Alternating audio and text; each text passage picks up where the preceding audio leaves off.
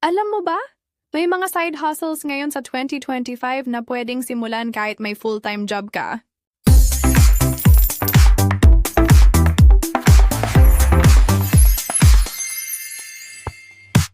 Alright, hi guys! Welcome back to Alam Na This. Dito, we talk about side hustles, online income, at budgeting tips for Filipinos. Today, I'll share 5 of the best side hustles in 2025. Perfect for working Pinoys and OFWs na gusto ng extra kita. Let's go! Number 1, TikTok affiliate marketing. Even without followers, you can earn by sharing product links from TikTok Shop. Kapag may bumili gamit ang link mo, may commission ka. Simple lang, piliin mo ang trending products sa affiliate center ng app. Gawa ka ng short video showing the product or a quick review. Example, may nagbenta ng 300 na skincare item. Kung 10% commission, may 30 ka bawat sale. Imagine kung 100 tao bumili, that's 3,000 extra. Quick tip, use trending sounds and hashtags. Mas mataas chance na mapansin ng TikTok algorithm. Number 2, freelancing as a virtual assistant. Maraming small businesses abroad ang naghahanap ng VA. Tasks include scheduling, replying to emails, and simple research. Even beginners can start with basic admin work. Example, part-time VAs earn P15,000 to 25,000 per month. Full-time? Umaabot ng 40,000 to 60,000. You just need a laptop, stable internet, and clear communication skills. Quick tip, join OnlineJobs.ph or Upwork.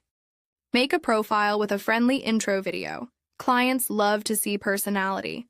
Number 3, selling digital products. Kung creative ka, perfect ito. You can sell Notion templates, budget planners, ebooks, or printable designs. Hindi kailangan ng inventory. Pure digital lang. Example, isang Pinoy creator sells budget planners on Etsy and earns 20,000 a month. You create once, then sell forever. Quick tip, use Canva para gumawa ng design. Then sell it sa Etsy or Gumroad. Even OFWs can do this side hustle with just a laptop. Number 4, dropshipping and TikTok Shop. You don't need to buy stocks up front. You just post the products and your supplier ships it for you. It's great for people na busy pero gustong mag-online business. Example, may nagbebenta ng cute phone cases. Fee 50 ang puhunan per item, benta mo 120. Kada sale may 70 profit. Quick tip, focus on niche products like pet items or skincare tools. Mas loyal ang market kung specific ang niche mo.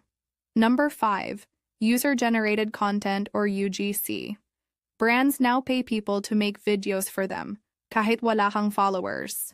Basta marunong kang mag-shoot ng clear, authentic videos.